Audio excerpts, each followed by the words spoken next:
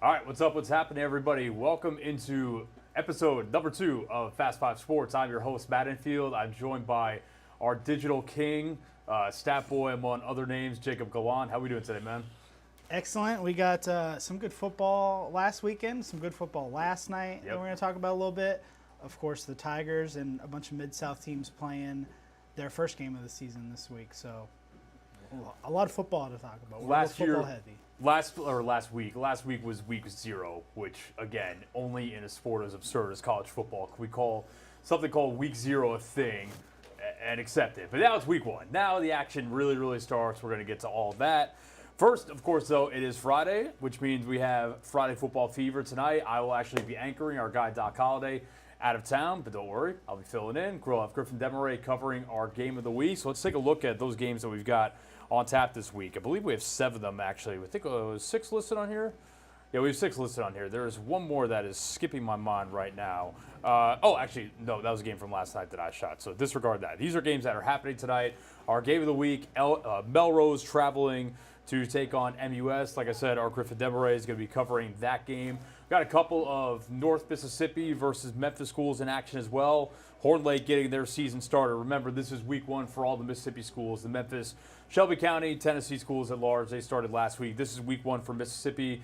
Horn Lake making the trip to Southwind to take on the Jaguars, who won 69-0 to start out their season last week behind their star quarterback, Kelvin Perkins. Again, this kid is one of the best in the area.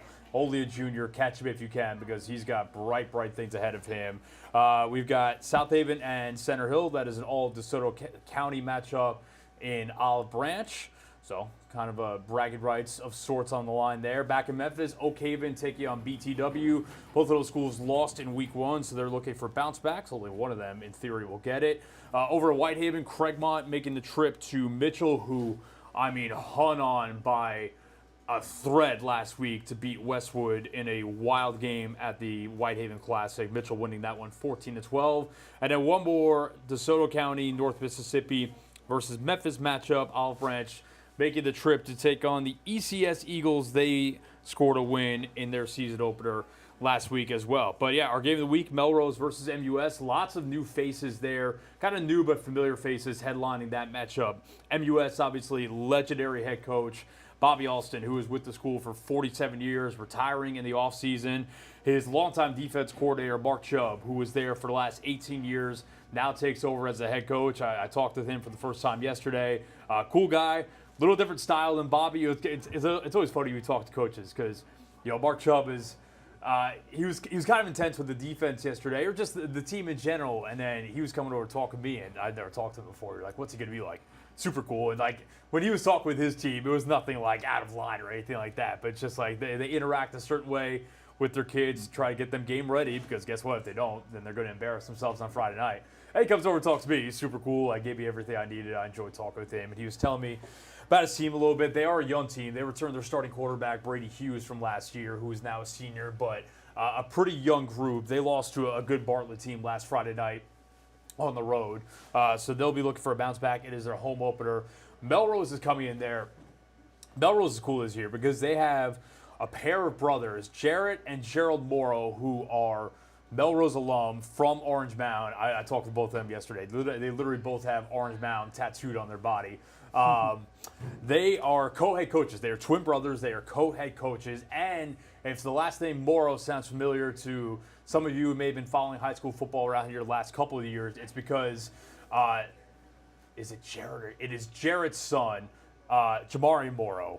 He started Germantown the last couple of years, Mizzou commit at running back, and instead of spending his senior season at Germantown, they wanted to bring him to Melrose as well because literally the entire family has graduated from Melrose. They wanted him to fall in line with that tradition. So he did not play last week, TBD, I believe, if he plays tonight. But yeah, lots of new faces across the board there. Having co-head coaches is such an interesting dynamic. Yeah. It's almost something that would never work except if you were brothers.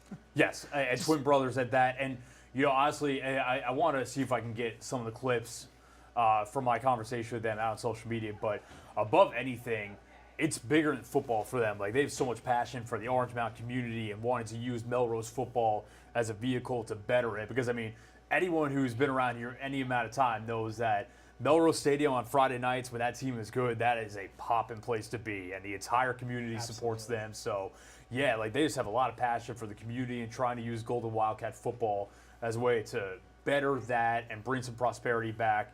And they want to win as well. And they did score a win last week in the Soul Bowl against East 20-7 in a game. I think they told me yesterday they had 5 turnovers, a bunch of fumbles. So they said it kind of almost felt like a loss because they shouldn't have won that game, turned the ball over that much. But they were also missing, like I said, Jamarian Morrow and Ryan Brown, who was their Melrose's star playmaker last year. So they've got some good athletes on that side of the ball. So Griffin Desmarais is going to be at MUS tonight at 6 p.m., give you a preview, and then he will be covering the game of the week. We'll have that coming up on Friday Football Fever, the second week, tonight at 10.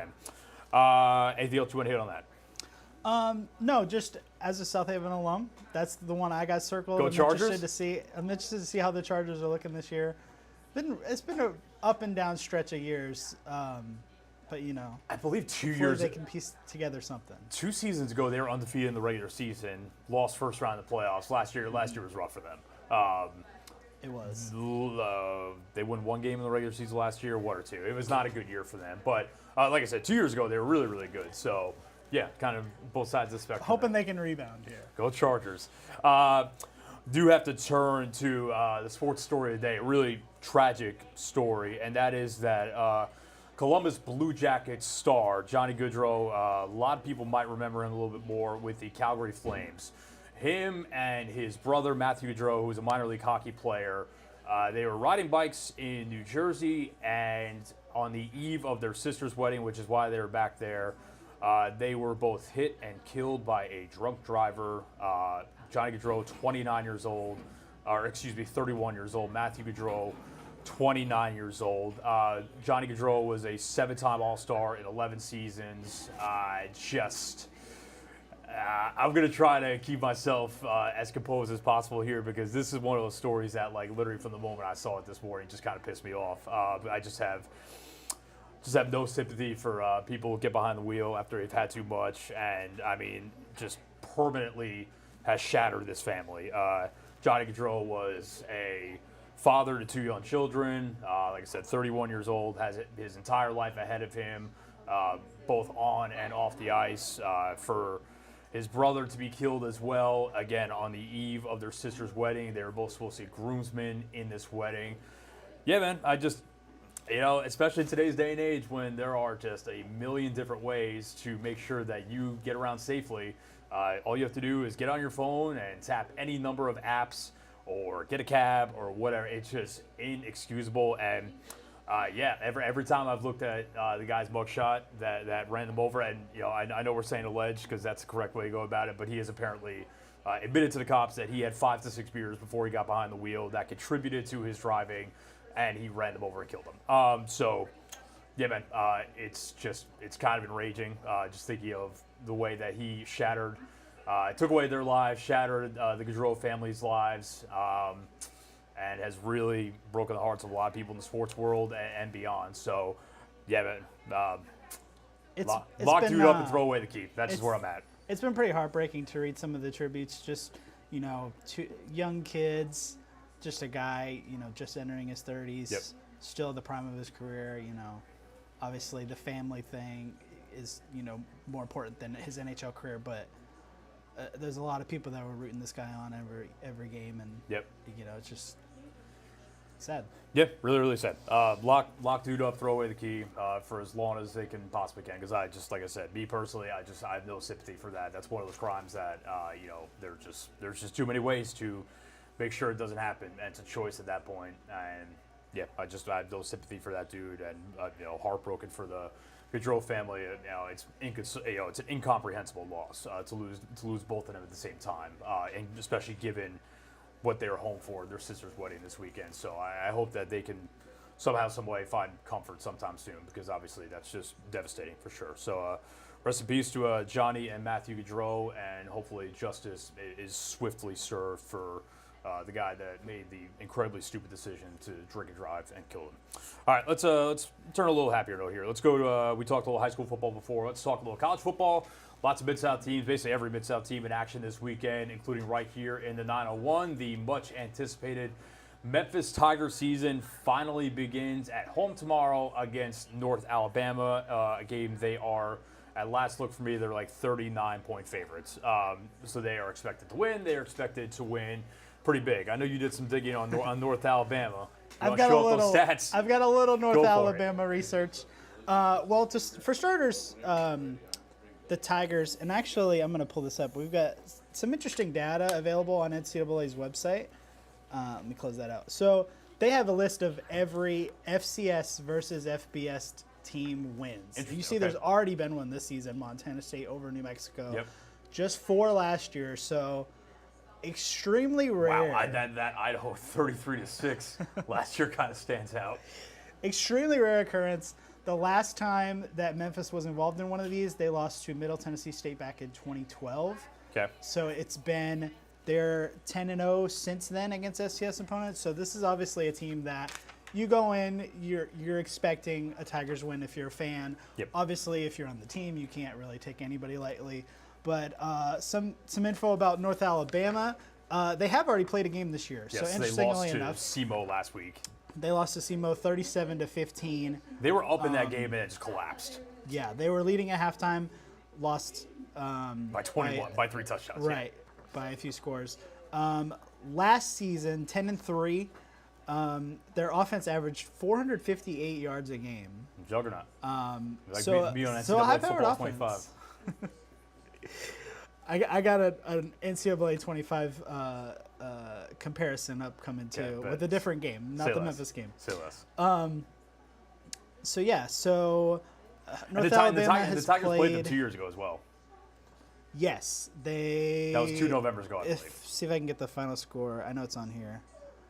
I should have highlighted some stuff here. No, it was a pretty easy win though. Oh, 59-0 was the final score. It was a pretty easy 2 years ago.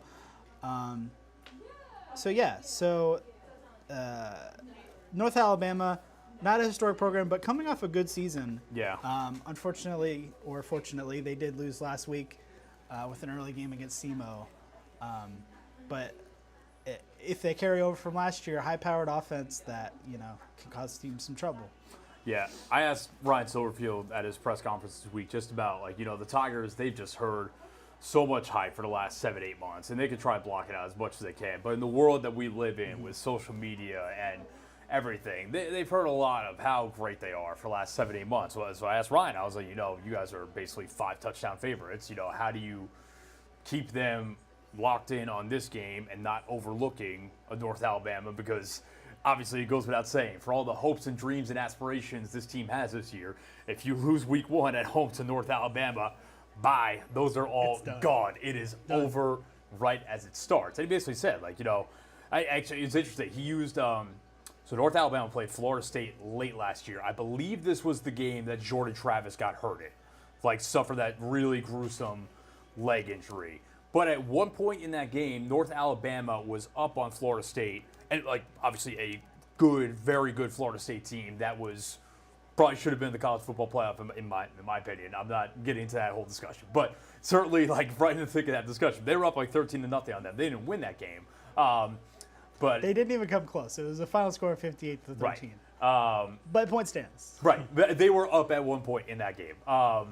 And Ryan said that he, I guess, printed out a screenshot and put it on the locker room or somewhere in the media room or whatever to drive the point home that they could play. And at a certain point at this level, these are all really good players, and you have to have some sort of a level of competitive respect for them. Do I expect tomorrow's game to be close? No. Do I think the Tigers handle business relatively easily? Yes, but you still got to show up. And the nice thing about, if you can take care of your business early, you could probably get your starters out of there, get some backups in, get them some reps, keep your starters fresh for next week against Troy, which I think will be a really good game. That could be one of the better Group of 5 games of the entire season, if not the best. So, yep, Tigers home tomorrow. We will be there for that one. What else in Mid-South? Ole Miss starts talk about another team in the viewing area. with some very high aspirations this year, some very real hopes of making the college football playoff. They start off at home against Furman. Again, I think kind of everything we just said about Memphis probably also applies to Ole Miss. I'm not sure what the line on that game is. I imagine it is probably pretty similar, if not higher. It might be close to the 50-point mark. Again, take care of your business. Don't screw around too much. Get out of there with a win. Move on to next week. What do we got here? 42 is the 42. line for Ole Miss over Furman.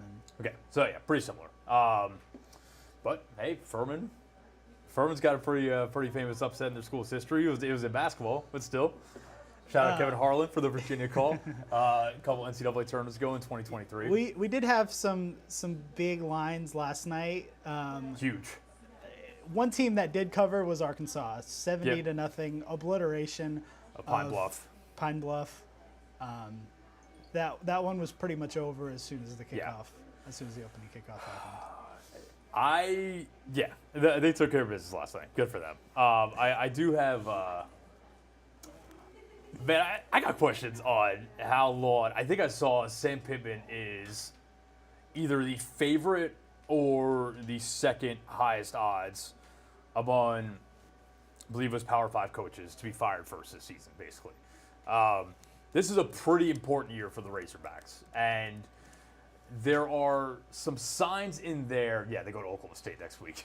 That's tough. It's a brutal schedule for basically everyone in the SEC except maybe Missouri. But, they've got Oklahoma State. They've got to go at Auburn, Texas A&M.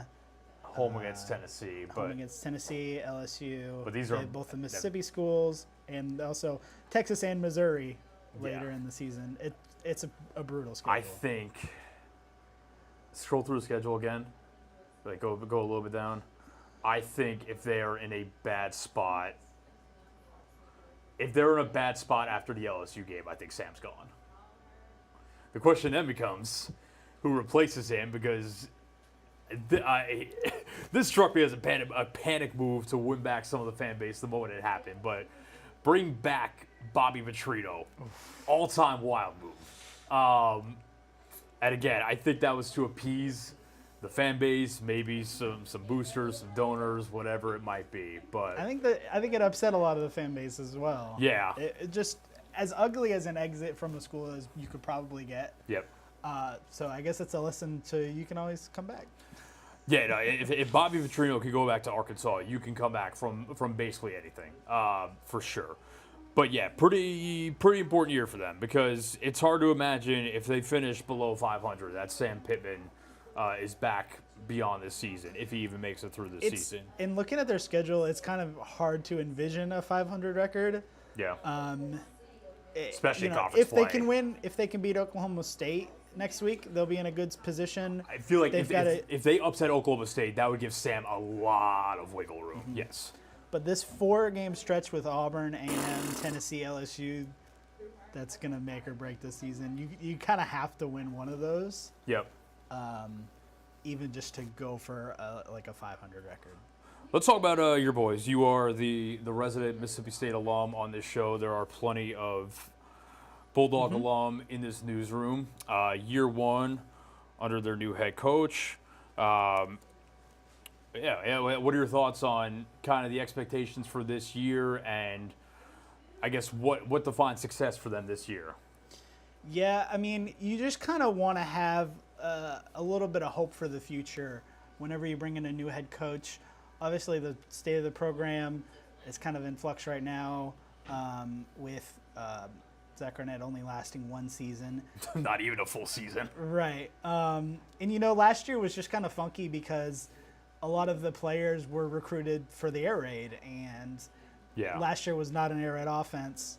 And you saw Will Rogers really struggled. Yeah. He's very talented. He transferred to Washington where he's supposed to be the starter this year. Is he still there? Because he was there. He went there when Kalen DeBoer was still their head coach, and now obviously he's at Alabama. I believe Will Rogers is the projected starter right now. But I really want to see the offense to look at least better than last year, if not incredible. I'm not expecting a huge high-powered offense in year one of this Levy offense, but Levy's an offensive guy. Yep. Mississippi State's needed offense for quite a while. And so, it'll be interesting. It's hard to expect big things in year one. Yeah. But as long as there is positive momentum, that's really all you can ask for for a first-year head coach, unless it's an Alabama or another program like that that's already expecting big things. I'm not going to try to pile on Zach Arnett too much because this is obviously happened and gone, and he's at Ole Miss now. His time ended there very quickly. And obviously he took over an impossible situation after Mike Leach suddenly passed away. I just kind of can't comprehend why you, as a defensive-minded coach, step into this situation, which is tough, obviously. Like I think that Mississippi State, after Mike Leach passed away, they were just looking for someone to lead the program, like someone who could keep things on the rails and keep everyone pulling in the same direction. That's fine. I get all that. But you're a defensive coach, and one of your first major moves is to say, okay, I'm replacing this legendary offensive coach who literally created a system that is used all around college football decades later. Some elements of it are still used in the NFL. And you say, nah, we're going to scrap that system that's worked well with our players, and we're going to go with a more pro-style system. And, the results were what they were. It was just kind of a baffling series of decisions there. But yeah, Jeff Levy coming over from Oklahoma, correct? Yes. Yes, Yeah. he was with Lane Kiffin at Ole Miss for a few years. I'm sure that factored into the decision. As with, a lot of time these schools will hire guys back and forth. Yeah. Yeah, looking for an edge in their rivalry. I definitely think they had to go offensive coach after Absolutely. the defensive coach disaster that was Arnett in year one. So, yeah, let me roll through their schedule again real quick. I know they've got Eastern Kentucky tomorrow. Eastern Kentucky, an away game at Arizona State. Yep. So, Pac-12 after dark in spirit. Toledo, it's in Starkville, but Toledo's at least a little interesting. Florida will be interesting because I don't think Florida is a team that has a lot of high expectations this year from many. Billy Napier might be one of the only coaches whose seat is as hot as Sam Pittman's. Yeah. So I know Andrew Douglas has got that game Georgia, and both of them are on the road. Ugh. Yeah. That's tough. Of course, you got A&M, Arkansas. UMass, a baby. little UMass action coming into Starkville. UMass, and then go to Knoxville. Yeah. So it's and then the Egg Bowl. Knoxville, Missouri, Ole Miss. It's a brutal schedule. That's rough, yeah. As is basically everyone in the SEC Yeah. this year. I think Missouri's schedule is pretty favorable. Ole Miss has a pretty favorable schedule, at least for the first half of the year. And it's pretty much a bloodbath for everybody else, especially with Oklahoma and Texas coming over. Last Mid-South school we want to hit on real quick. The Tennessee Volunteers, they start with an all-volunteer state matchup against Chattanooga at Neyland on, I believe that's a morning game tomorrow. Again, although these in-state games, and Chattanooga is not, I don't know if Chattanooga is going to totally roll over. I'm not sure what the line is. I would expect the Vols to win, but you never know. Chattanooga could at least hang around for a little bit. Tennessee, of course, another new starting quarterback. Nico, I can't pronounce his last name. I'll get it at some point this season. But a highly touted young kid. 38.5 is the line. Okay, so they're expected to roll them. Nico, let me see if I can pronounce it. Amaliva? Maybe. I'll get it right at some point this year. I know that he is a very highly touted young quarterback coming in that they're hoping is their guy of the future for the next couple of years. But interesting year for them, like not like in terms of like Josh Heupel's like CP warm or anything like that. He's totally fine. But I do think that it's kind of a fair question to wonder if 2 years ago, when they were on the verge of making the college football playoff before they lost to South Carolina and Hendon Hooker tore his ACL in that same game, that was the best year of the Heupel era, and that certainly gave a lot of credence to what he was doing. But then last year under Joe Milton, it kind of goes back to what they've been recently. Certainly better than the pre-Heupel days, but like good, but not a serious contender for anything substantial. So yeah, I think a big season would do a lot to turn that around. Right. But like I said, with college coaches, you always want upward momentum. Yeah. And so if it's looking a little bit down, yeah, things can turn sour quick. No, for sure. And Hooker's really good. You got to remember that talent, the talent on the team a couple years ago too, because they had not just Hooker, they had Cedric Tillman, who was with the Cleveland Browns. They had Jalen Hyatt, who was with the New York Giants. They had a lot of NFL talent on that team, and I do. Now, last year they did have Joe Milton. Now, Joe Milton is a rocket arm quarterback. He does have some flaws in his game in that he might only be able to throw fastballs even to receivers 5 yards away. But yeah, I think that it's an interesting year for them. I'm not going to quite say it's a fork in the road year for Tennessee, but I do think if they have another season like they did last year, I think some people, and if that were to happen, I think the one thing that would probably bail them out a little bit from some of those questions is that it is a first-year starting quarterback. But still, you'd like to kind of get it closer to 2022 than 2023. And yeah, they've got a tough. It's not the most difficult schedule, but it's definitely not easy. Yeah. NC State is next after Chattanooga. NC State did struggle last night, but they ended up with a win. A lot of people are expecting big things out of them this year. That's a neutral site game in Charlotte too, the Dukes Mayo Classic, because we don't have enough Dukes Mayo sponsorship items in college football. But of course you see Oklahoma, Alabama, Georgia on the schedule. So you're probably going to need to win at least one of those, plus an NC State if you want to make some noise. Honestly, I think. But it's pretty doable as a schedule. I mean, I think Oklahoma is a pretty big swing game, actually, because it depends on what Alabama looks like in the first year under Kalen DeBoer, who comes over from Washington after taking them to the national championship game. Yeah, but I mean, if they can go to Norman and beat Oklahoma, then all of a sudden you're looking at that would be huge. Yeah, like you might have 2 losses in the SEC, and all of a sudden you're like, man, that's a pretty solid year. And granted, nothing is guaranteed in college football because they could lose literally any one of these games. I doubt they lose tomorrow, but they could lose any one of these games. But I think they could, if Nico is the real deal and he hits the ground right, I think they could probably win double-digit games. Absolutely. It certainly seems doable. All right, so yeah, that's college football. College football is back in full swing. We love to see it. NFL is back next week. Also love to see that. We'll talk more about the NFL at whole next Friday, because when we come on air next Friday, we will have the first game of the season in the books between the Ravens and the now 2-time defending Super Bowl champion Kansas City Chiefs. But we will hit on one NFL item real quick before we get out of here, and that is we'll give, as Doc Holliday would say, a salute and clap to some Memphis Tigers that have made NFL rosters. Bryce Huff, I wish my Jets did not get rid of him, but that was a choice they made. They also made the choice to trade for Hassan Reddick from the Eagles without a contract. Great, good stuff. And yeah, the Eagles are kind of like the unofficial University of Memphis. 3 Memphis Tigers on the Eagles. So if you're a Tigers fan without an NFL team to root for, Eagles might be it. Bryce Huff and like legit contributors too. We'll see.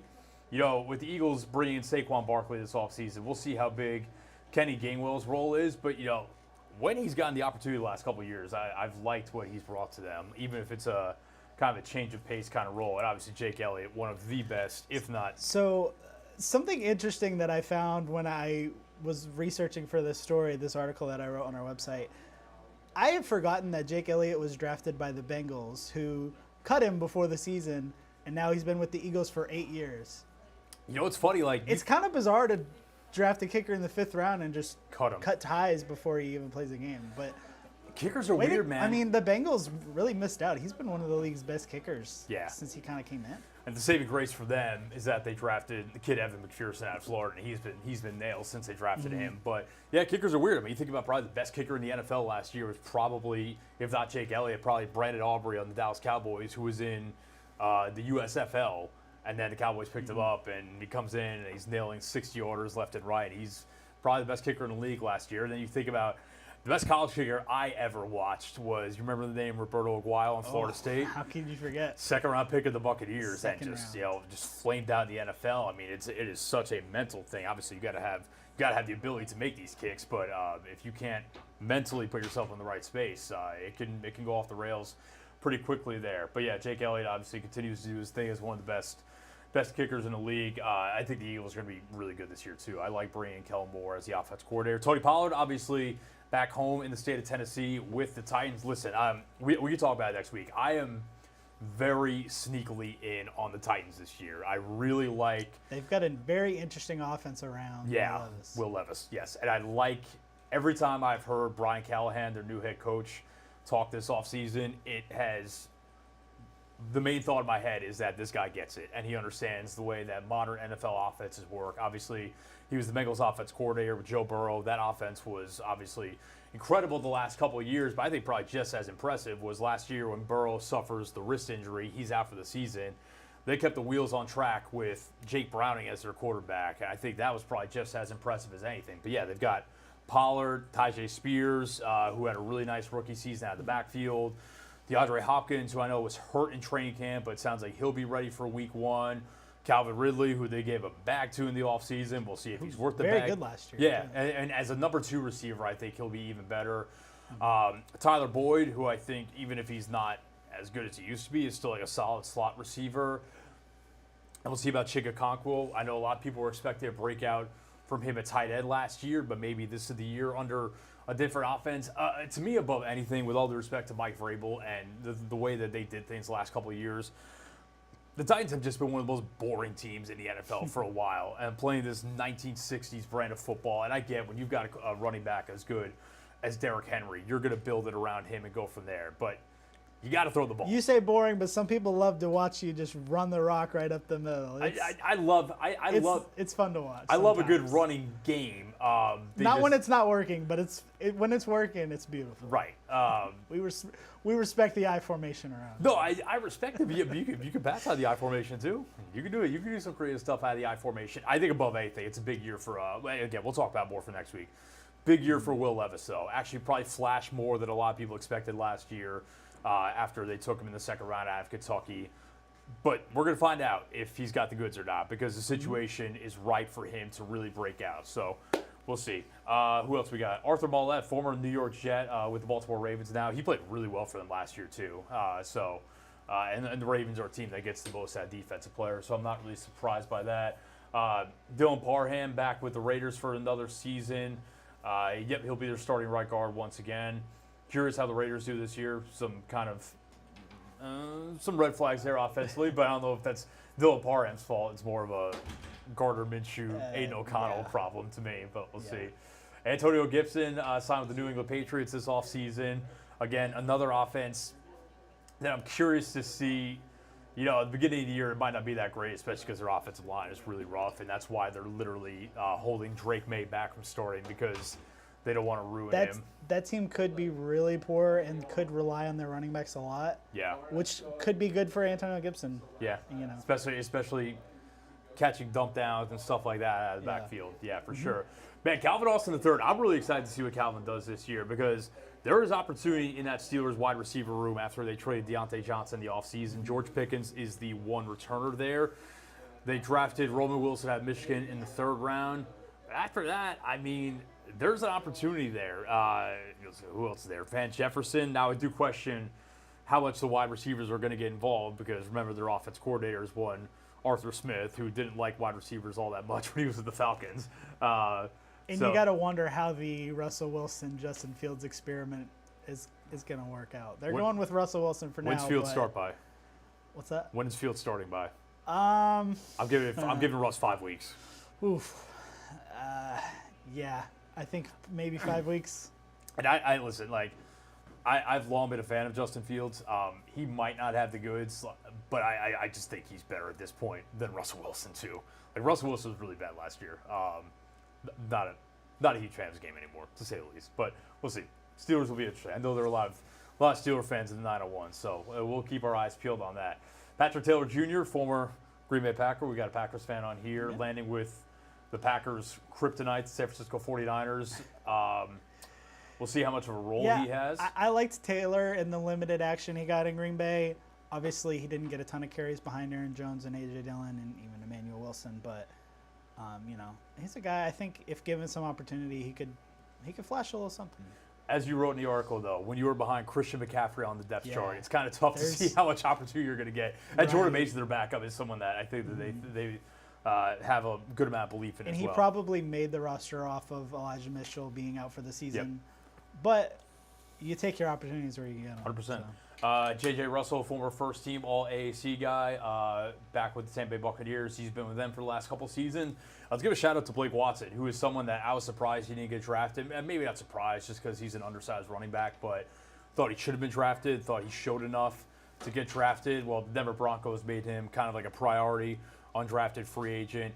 He has made their 53-man roster out of his first training camp in the NFL. Now, I'm curious what this backfield looks like because they have 4 running backs right now that all could vie for playing time. Watson, Javonte Williams is the presumed incumbent starter. Audric Estime, big bowling ball running back out of Notre Dame that they drafted this year. And then Jaleel McLaughlin is someone who I like a lot, who kind of has a similar skill set to Blake Watson as a pass-catching running back. But I very much believe that this is kind of like an experimentation backfield right now. And I think that, yes, in theory, Javonte Williams is the incumbent starter and something close to a workhorse running back. But you got to remember, Javonte Williams was taken before Sean Payton got there. Sean Payton has no allegiance to him. And he might end up being the guy, but I think that there is opportunity there for the taking for whoever grabs it. So I'm curious to see what kind of role Blake Watson can carve out for himself. He had a nice preseason, so I think he deserves a real shot. The opportunity's there, and you don't just throw a guy on the roster just to benefit him. There's a reason that he's been added to the roster, so hopefully he gets a good shot at it. And they cut Samaje Perine as well, presumably to clear that spot for Blake. So, yeah, best of luck to all the Tigers, all the Ole Miss guys in the NFL this season, and more. Yeah, man, we're about to get right in the thick of football season. So before we finish, I did have a teaser earlier for you that I wanted to follow up on. Go ahead. This college football 25-esque box score. Okay. And we're going to pull it up. You may have seen this. This is the Stephen F. Austin. I've not shout seen out this. to Adam Chrysler for showing me this, our photographer. Oh my God, it was 70-0 at halftime. This game was 70-0 at halftime, 42-0 at the end of the first. And then a little bit of mercy. They only scored once in the second half, but a 77-0. Still get that shutout, baby.